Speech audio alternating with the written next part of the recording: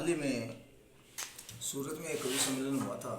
उसमें एक युवा प्रोफेसर साहब थे, प्रोफेसर अर्पित ठक्कर साहब। उन्होंने बाप रे बहुत ही शानदार कविता पढ़ी है। ये कविता बहुत ही इमोशनल, हार्ट टचिंग है और इसको सुन करके आप लोगों की आंखों में आंसू आ जाएंगे। इंस्पिरेशनल भी है, मोटिवेशनल भी है। कविता मैं सुनाता हूँ जो उन्होंने पढ़ी थी। बहुत शानदार कविता है, कर्णप्रिय है, शानदार है, वजनदार है, सरदार है और कविताओं की सरदार है। बहुत ही बढ़िया कविता है, ध्यान देकर सुनना। कि पोइट्री शुरू करने से पहले बड़ौदा से सूरत बस में आया हूँ और बाजू की सीट खाली है, तो रास्ते में आते आते कुछ लिखा है, वही आपको सुना देता हूँ। अरे बड़ौदा से सूरत बस, अरे 24 का हो चुका हूँ और बाजू की सीट खाली है। अरे 24 का हो चुका हूँ और बाजू की सीट खाली है। अरे कोई तो प्यार जता दो यार, अरे रुक जाओ सूरत आ गया हूँ भाई साहब, कोई तो सूरत का रास्ता बता दो यार। शुक्रिया। I am very glad that you are listening this one very patiently and carefully. Thank you for this one sir. एंड ये घर की कहानी है, घर का किस्सा है कि मेरा अस्पताल में जन्म होने के साथ साथ जिसको शुरुआत होती है। अरे मेरा अस्पताल में जन्म होने के साथ साथ जिसकी शुरुआत होती है, कौन था वो? अभी तो मैंने पहली सांस भी ना ली थी और उसकी धड़कन तेज हो चुकी थी। अभी तो मैंने पहली सांस भी ना ली थी और उसकी धड़कन तेज हो चुकी थी।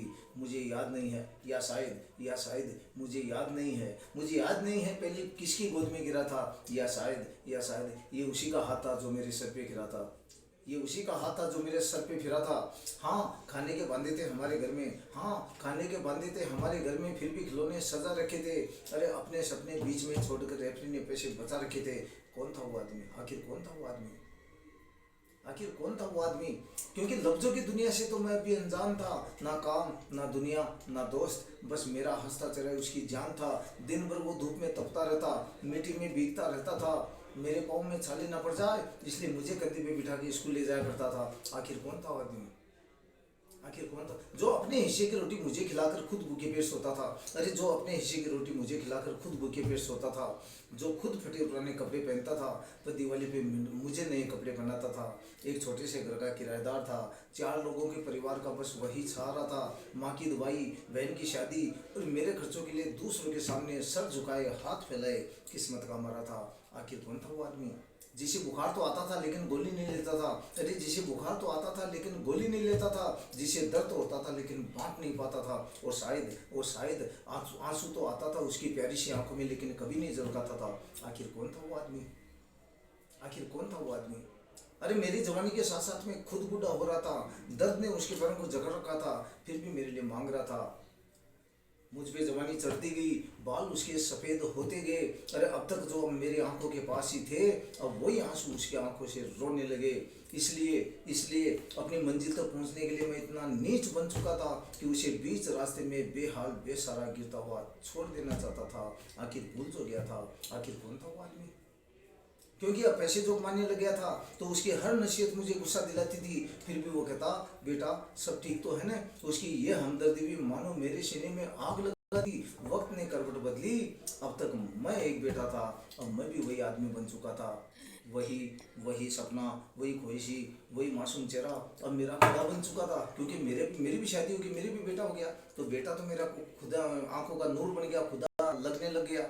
और मैंने मेरे माँ बाप को मरने के लिए छोड़ दिया, उनसे मैंने कन्नी काट ली, मैं अलग हो गया, भूखों मरने के लिए छोड़ दिया। तो ये मेरे अंदर दोगलापन आया ना, इस दोगलापन को दूर करने के लिए ये बहुत ही युवा पीढ़ी को है वो एक मोटिवेशनल इंस्पिरेशनल स्टोरी है कि उनके माता पिता के क्या कर्तव्य दायित्व बहुत बखूबी कवि ने शानदार ढंग से कविता के माध्यम से युवा पीढ़ी को एक मैसेज दिया, लेसन दिया। ध्यान से सुनना। क्योंकि अब पैसे जो कमाने लग गया था तो उसकी हर नसीहत मुझे गुस्सा दिलाती थी, फिर भी वो कहता बेटा सब ठीक तो है ना। उसकी ये हमदर्दी भी मेरे सीने में मानो आग लगाती थी। वक्त ने करवट बदली, अब तक मैं किसी का बेटा था, अब मैं भी वही आदमी बन चुका था। वही सपना, वही ख्वाहिशी, वही मासूम चेहरा अब मेरा खुदा बन चुका था। अरे उससे पहले कि मैं अपनी गलतियों का बोझ बन चुका था, हल्का कर पाता, वक्त ने एक बार फिर अपनी ताकत दिखाई ताकि वही वक्त मुझ पर हंस पाता। और अगली सुबह मेरे माथे की सबसे मजबूत छट्टा हर एक पन्ना खाक बन चुका था, क्योंकि वो मेरा बाप था। अब लास्ट मिसरा में कभी युवा पीढ़ी को मैसेज देता है, बहुत ही शानदार ढंग से सुनना। इसलिए इसलिए सीने से लगा लेना उन लड़खड़ाते कदमों को जो अब छड़ी के सहारे चल रहे हैं। इसलिए सीने से लगा लेना उन लड़खड़ाते कदमों को जो अब छड़ी के सहारे चलते हैं, क्योंकि याद रखना कल तुम्हारा बेटा भी समझदार होगा। और दुआ करता हूँ कि वो लम्हा तुम्हारी ज़िंदगी में कभी ना आए, कि उस लम्हे का हर एक खतरा बहुत दर्दनाक होगा, लेकिन वक्त अभी भी बचा है तुम्हारे पास थोड़ा सा, इसलिए याद रखना। लेकिन वक्त अभी भी बचा है तुम्हारे पास थोड़ा सा, लेकिन याद रखना कि आज जो तुम्हारा बाप है, कल अगर वो ना रहे तो क्या होगा, कल अगर वो ना रहे तो क्या होगा। और जन्नत का ख्याल रखते हो तुम अपने जहन में कभी, और जन्नत का ख्याल रखते हो तुम अपने जहन में कभी, तो याद रखना कल तुम्हारा भी यही किरदार, तो कल तुम्हारा भी यही किरदार होगा। और जन्नत का ख्याल रखते हो तुम अपने जहन में कभी, तो याद रखना कल तुम्हारा भी यही किरदार होगा। इसलिए सीने से लगा लेना उस आदमी को, क्योंकि कल वही बाप जन्नत का सरदार होगा, क्योंकि कल वही बाप जन्नत का सरदार होगा, क्योंकि कल वही बाप जन्नत का सरदार होगा। Thank you. जय हिंद, जय भारत, जय कानून, जय संविधान, जय साहित्य आल्सो।